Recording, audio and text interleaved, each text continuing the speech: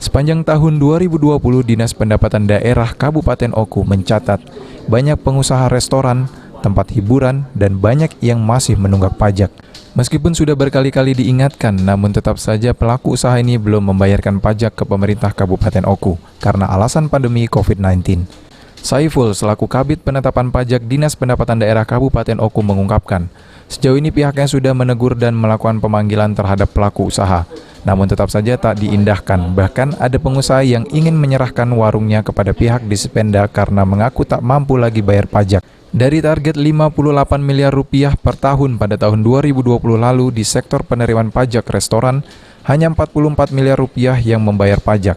Sama juga pada penerimaan jasa parkir, sehari 350 juta hanya mampu diperoleh 212 juta rupiah.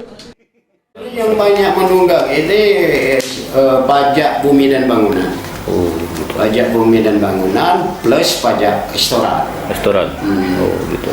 Pajak restoran ini sebetulnya upaya kita kan masih kita panggil dengan surat, dipanggil ke kantor. Ada yang tetap membayar, ada yang menyebutkan sudah ambil saja Pak, beli saja usaha saya itu, karena saya nggak mampu bayar pajak. Gitu. Intinya karena dengan ekonomi COVID ini yang makan ataupun nginap keluar itu jauh kurang. Karena umumnya kan banyak tinggal di rumah. Namun upaya kita yang seperti itu gimana itu Pak ke depan?